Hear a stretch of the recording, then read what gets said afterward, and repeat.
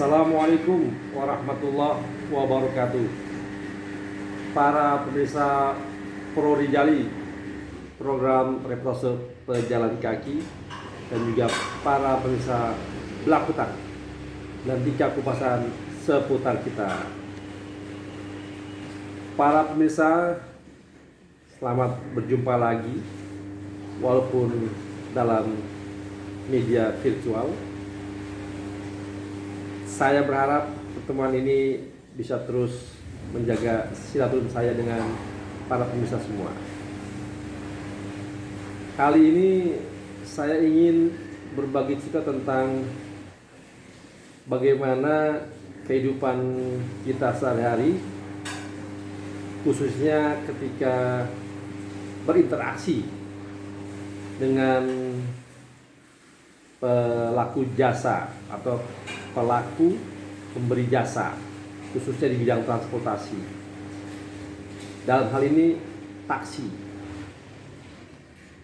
Nah, saya ini termasuk nggak begitu sering naik taksi, tapi kalaupun itu terjadi, kesempatan itu saya gunakan untuk sekalian ngobrol sama si pengemudi taksinya. Memang mungkin tidak semua orang punya sifat seperti itu, dan juga mungkin juga tidak semua supir mau melayani kita dalam berbicara. Namun pengalaman saya mendapatkan supir yang selalu diajak, bisa interaktif, bisa menanggapi apa yang ditanya oleh sang penumpang. Nah, biasanya saya tuh merasa dekat ketika kita bisa ngobrol seperti itu dengan supir taksi. Hal yang pertama saya sering dapat hikmah dari supir taksi adalah bahwa kita itu sebetulnya seorang penduduk Jakarta, karena kita di Jakarta ini, yang sebelumnya kita tidak pernah bertemu. Mungkin saja dia penduduk Jakarta Timur, saya orang Jakarta Barat. Nah, ketemunya di mobil taksi itu. Jadi saya sering bicara sama tukang taksi itu, "Bang, kita ini ketemu nggak pernah ada yang pastiin ya.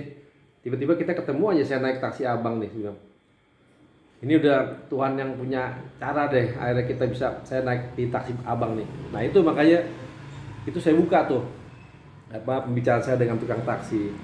Pertama ya standar ya, "Bang, udah berapa lama bawa taksi?" Ada yang baru, ada yang setengah baru, tapi yang paling unik juga ada yang pernah sejak zaman saya masih kecil tuh, zaman namanya tuh ada presiden taksi, dia sudah ada, dia sekitar 30 tahun lebih. Wah, tuh seru tuh ceritanya. Dan biasanya yang saya tanya tuh masalah pengalaman dia di jalan. "Bagaimana, Bang, situasi di jalan, apalagi abang kan nih tukang taksi," saya bilang, "pasti pengalaman di jalannya lebih cepat lah mengetahui daripada kita yang rumahan nih, artinya yang jarang di jalan raya." Wah, dia tuh biasanya kalau mereka yang sudah lama bawa taksi tuh sekitar 20 tahun ke atas, mengerti betul tuh bahwa situasi Jakarta ketika itu gimana situasinya, ya bisa dikatakan banyak suka dan dukanya. Namun itu tadi, bahwa suka dan duka itu merupakan bagian dari hidup seorang tukang taksi itu bilang. Namun yang saya ingin sharing itu biasanya, "Bang, abang pernah nggak bawa selebriti, bawa artis-artis?" Wah, ada yang bilang, "Oh, pernah, Bang, pernah." Wah, itu seru tuh. Saya tuh karena ingin mencairkan suasana, "Siapa, Bang, yang dibawa nih?" "Wah, ada penyanyi ini, ada juga tuh penyanyi ini, yang perempuan, yang laki." Wah, jadi, "Oh, gimana, Bang, sikap mereka, Bang, terhadap Bang?" "Wah, ada sih, ada yang baik sekali tuh, ada tuh, malah sampai ngajak makan gitu, ngobrol, cerita-cerita." Wah, jadi seru deh.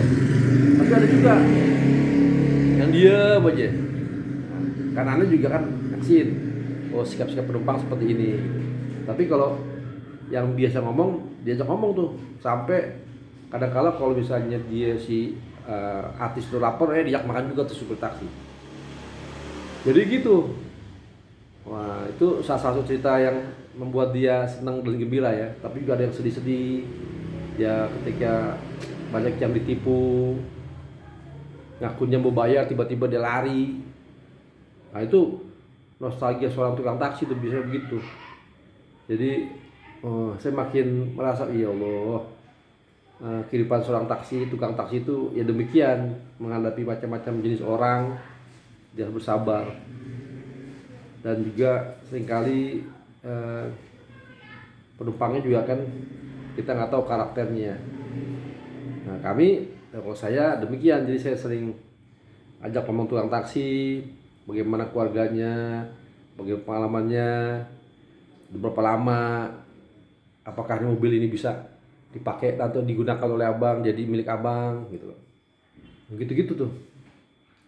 Jadi minimal kita tanpa teman. Dan biasanya kalau yang lebih penting lagi, kalau misalnya kita merasa kita menjadi seorang pendatang di suatu daerah, mungkin itu yang terbaik. Ketika Anda berkenalan dengan suatu taksi, catat nomor taksinya. Pak, Bapak nomornya berapa? Mungkin saya perlu apa-apa suatu gitu. Nah, gitulah. Tanya aja nomor tukang taksi itu. Siapa tahu ada manfaatnya. Apalagi kalau kita ada di tempat yang baru kita datengin. Nah, jadi kita perlu teman. Nah, biasanya teman pertamanya adalah tukang taksi atau tukang pelaku jasa di bidang transportasi. Jadi saya berharap kehidupan para pengemudi taksi semakin baik dan pelayanan semakin baik, dan mudah-mudahan semua bisa berjalan dengan baik pula.